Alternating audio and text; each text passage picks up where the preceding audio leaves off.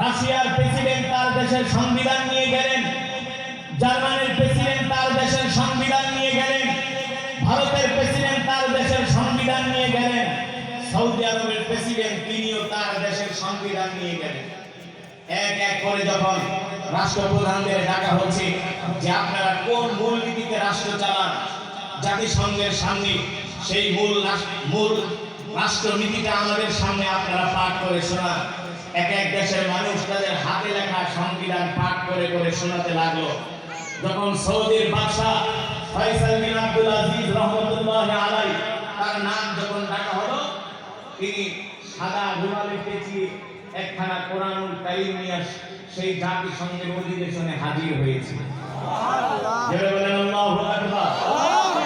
যখন তার নাম ঘোষণা করা হলো, বলা হলো অনারেবল চিফ গেস্ট, আপনি আপনার দেশের সংবিধান থেকে আলোচনা করেন, আপনি আপনার দেশটা কিভাবে চালান, কিভাবে আপনি আপনার দেশের আইন করেছেন, আপনার রাষ্ট্র কিভাবে চলে, আমাদের সামনে আপনার রাষ্ট্র কাঠামো নিয়ে আলোচনা করেন।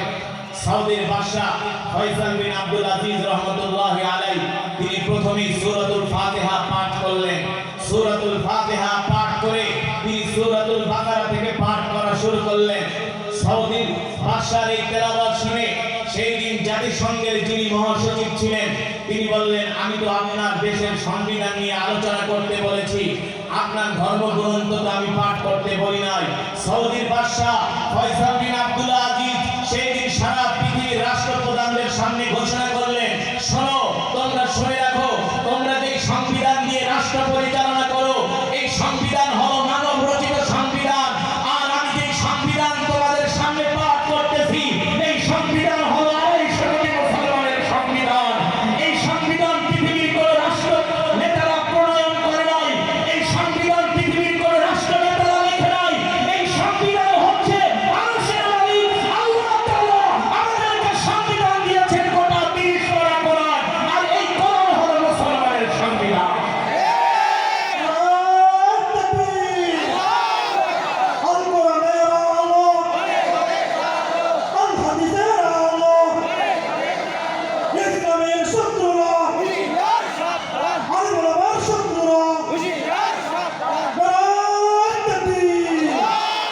সুতরাং আমরা বাংলাদেশের প্রতিটা মানুষের কানে এই কথা পৌঁছে দিতে চাই যে আল্লাহর জমিনে যদি আমরা আল্লাহর কোরআনের আইন বাস্তবায়ন করতে না পারি, কাল হাসরের ময়দানে আল্লাহর আদালতে আমাদেরকে জবাবদিহি করতে হবে।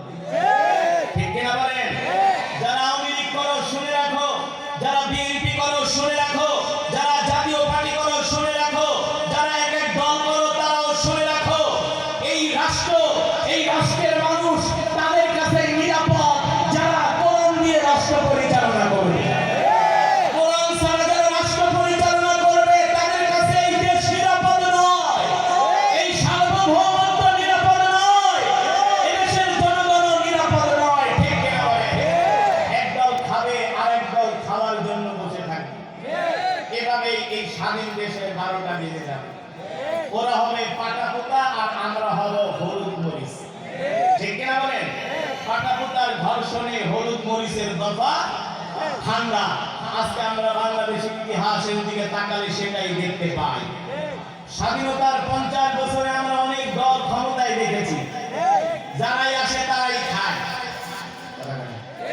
যারা আসে তারাই খায়। ঠিক কিনা বলেন? এইভাবে রাষ্ট্র চলতে পারে না। জমিন যার বিধান চলবে তার, এই স্লোগান নিয়ে যদি আমরা আল্লাহর জমিনে আল্লাহর দ্বীন কায়েমের জন্য যদি চেষ্টা করি, আল্লাহর জমিনে কোরআনের শাসন প্রতিষ্ঠা করার জন্য যদি চেষ্টা করি, আমাদেরকে সাহায্য করবেন কে? আরো জোরে বলেন কে? আল্লাহ রাব্বুল আলামিন সেই কথাই কোরআনুল কারীমের মধ্যে বলছেন, ওয়া'দাল্লাহু আল্লাযীনা আমানু মিনকুম ওয়া আমিলুস সালিহাতি লা ইয়াস্তাখলিফান্নাহুম ফিল আরদ কামা ইসতাখলাফাল্লাযীনা মিন ক্বাবলিহিম ওয়া লা ইউমাক্কিনান্না লাহুম দীনাহুমুল্লাযী ইরতাদা লাহুম। আল্লাহ রাব্বুল আলামিন বলেন, নবী, আমি আল্লাহ ওয়াদা করলাম, আপনি দুনিয়ার মানুষদেরকে বলে দেন, দুনিয়ার মানুষ যদি তারা আল্লাহর গোলামি করে, আল্লাহর হুকুম মানে, আল্লাহর বিধান মানে, তারা যদি কোরআন অনুযায়ী জীবনকে পরিচালনা করে, রাষ্ট্রকে পরিচালনা করে, আমি আল্লাহ ওয়াদা করলাম তাদের হাতে আমি রাষ্ট্র ক্ষমতা তুলে দিব। ঠিক কিনা বলে? আল্লাহ তাআলা ওয়াদা করেছেন, মুমিন তোমরা কোরআন অনুযায়ী চলো, তোমাদের জীবনকে কোরআন অনুযায়ী চালাও।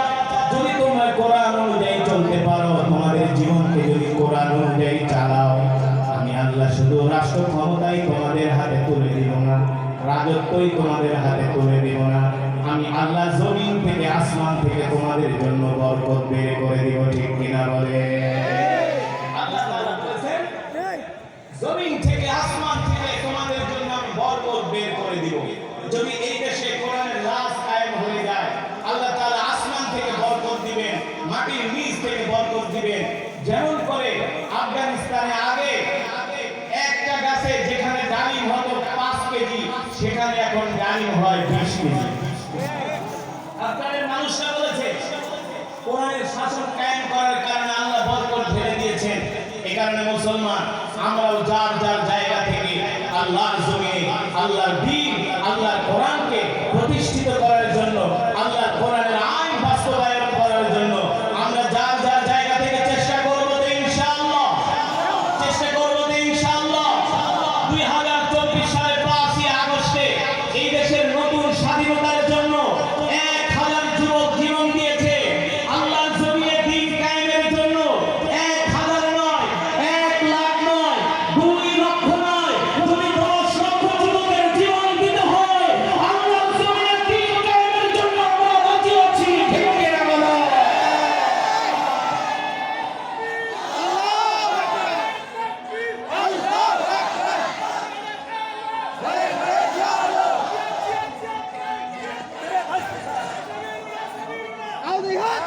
মাশাআল্লাহ, আল্লাহ তাআলা আমাদের সকলকে আল্লাহর জমিনে দ্বীন কায়েমের জন্য আল্লাহ আমাদের কবুল করুন।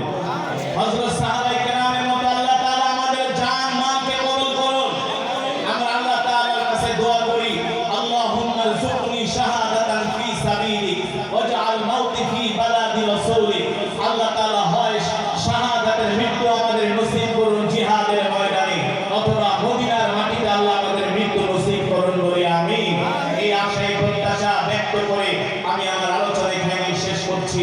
নাসরুম মিনাল্লাহি ওয়া ফাতহুন করিব।